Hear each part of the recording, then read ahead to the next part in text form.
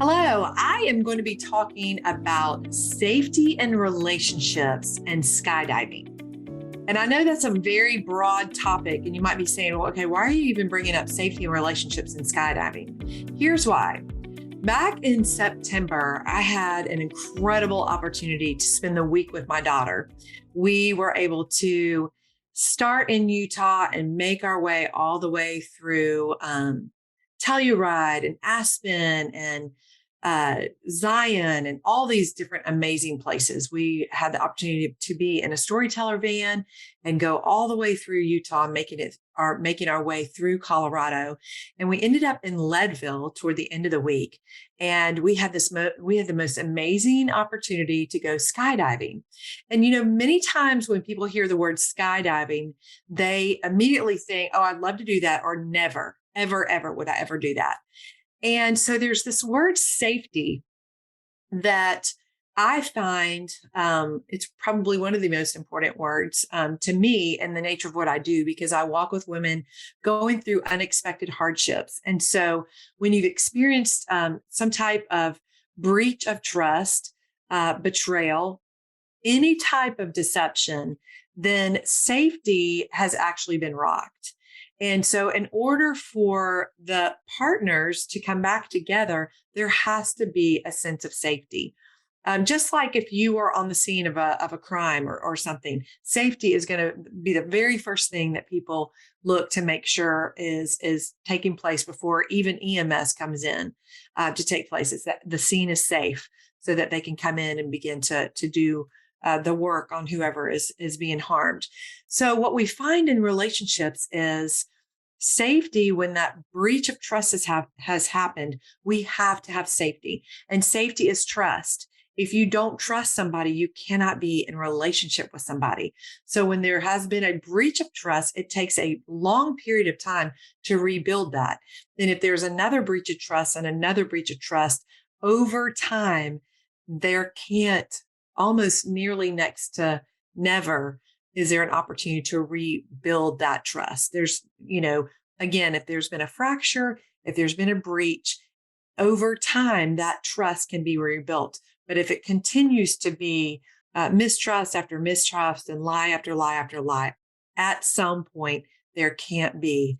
All trust has been lost, and there can't be an opportunity to be in a relationship. So why am I bringing up skydiving?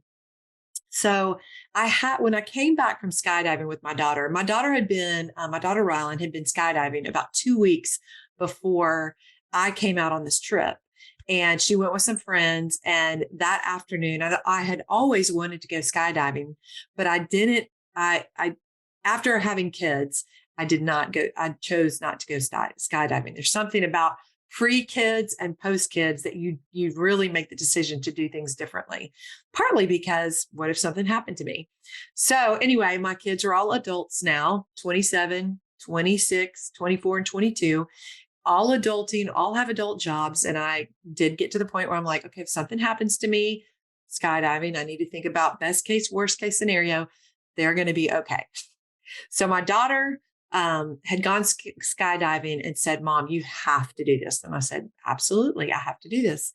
So when I came back from that trip, and most of you know that I've been through a difficult season the last 2 years, year and a half especially, somebody said, "How in the world were you able to do that?" I would have been so scared. And my response was this: that skydiving was actually more safe. I felt more safe in proximity with the person that I was skydiving with. His name was David.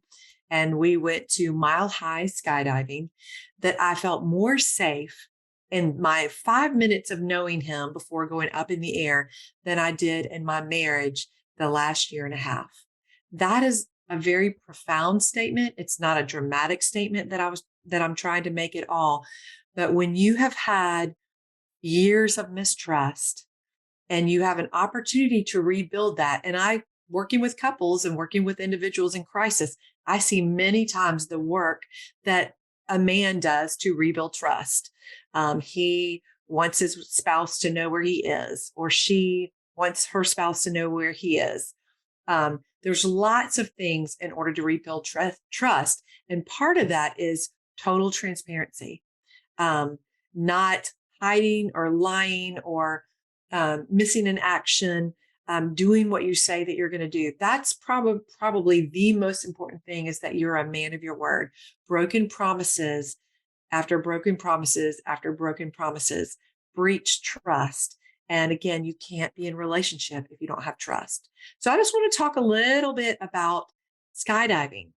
Why in the world would that be safe for me when I did not even know this person? Ryland and I get to Mile High Skydiving. We fill out all the forms. You basically have to sign your life away. We wait in an area. We watch the skydiving films and things like that. And we end up being bussed over to this hangar. All right. Here's what's really important about that. I meet David, and he begins to put on all my gear. All right. He tells me what he's doing the entire time, from the start that I met him to literally him slowly pushing me out of the plane with him. I knew exactly what was going to happen. I knew what he was going to do when he was putting on my gear.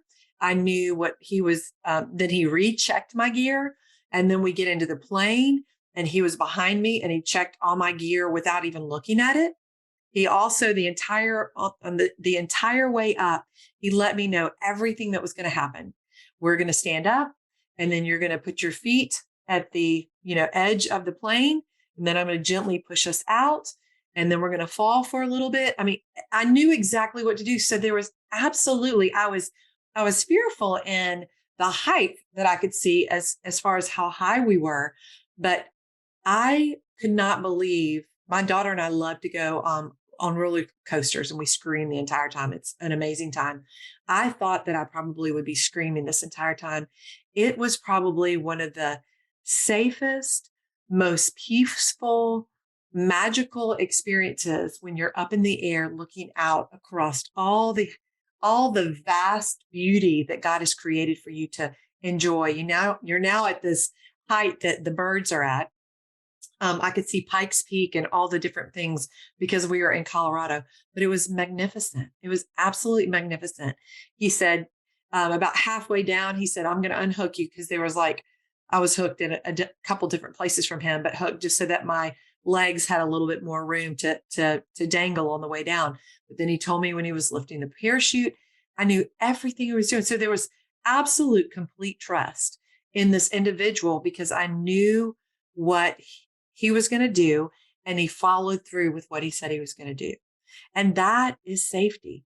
That is trust, that somebody does what they say they're going to do. And if they don't, if there is a breach in trust, because we can all not follow through with something one time, but what we don't want to do is continue to do that over time, to where we've created such a chasm that we can't find our way back to one another.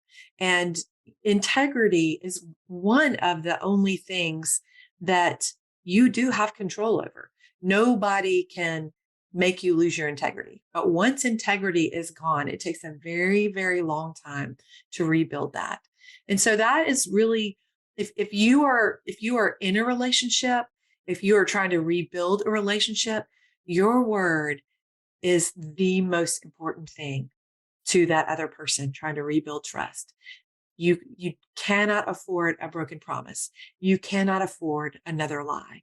And at the end of the day, we all have the gift of choice. We get to make choices to be honest, or we get to make a choice to be dishonest, and to make that gap between you and another person further away or more toward one another.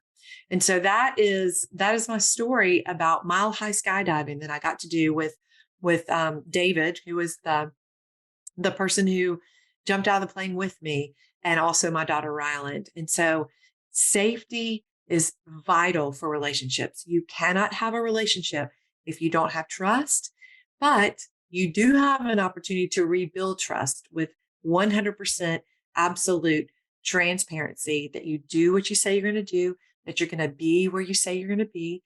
And if that changes, let's say you have a meeting with a date with your wife, and you're caught in traffic, we have this today. So there's no excuse. You can shoot a text. You can pull over on the side of the road and make a phone call if you need to, or shoot a text. If you don't text or call when you drive, which obviously we don't want you to text when you drive, but we do have this thing called Siri today who can do a lot for us. But you can pull over and say, hey, I'm caught in traffic. I just wanted you to know that my current ETA says this. That is being a person of integrity and continuing to be a person who keeps their promise and a person of their word. So that is just what I wanted to share a little bit about safety and skydiving. And I'm going to leave you with my video of skydiving in Leadville at Mile High Skydiving. Thank you so much.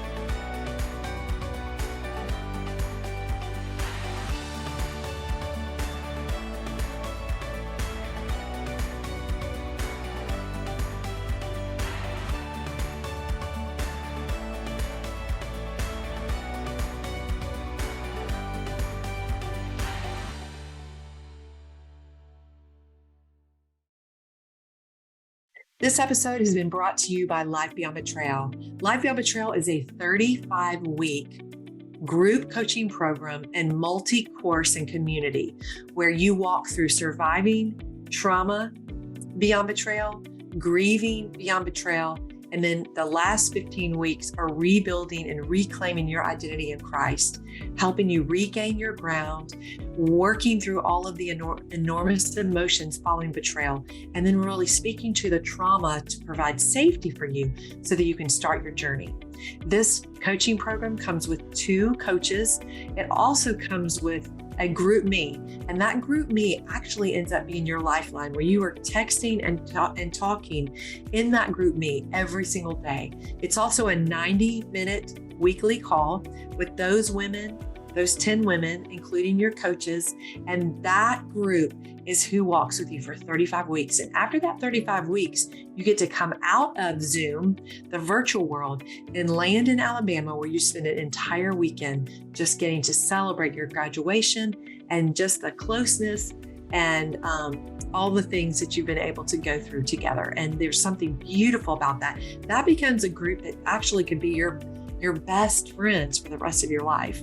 So try Life Beyond Betrayal. Go to togethernessproject.com and click on Life Beyond Betrayal, and you can listen to some videos that will better help you understand betrayal trauma, the nature of what you're going through. It'll also help you understand what it takes to heal, because just having information or somebody to validate your story is not going to be enough. You're actually going to need tools to work through to get through this. You have to go through the pain in order to heal from the pain. And we are excited about walking with you. I am a part of this group coaching program with you, and I will be with you every step of the way, as well as the weekend retreat that comes complimentary to you when you finish this. So check out Life Beyond Betrayal, but go to togethernessproject.com and click on Life Beyond Betrayal, and you can start your journey with us.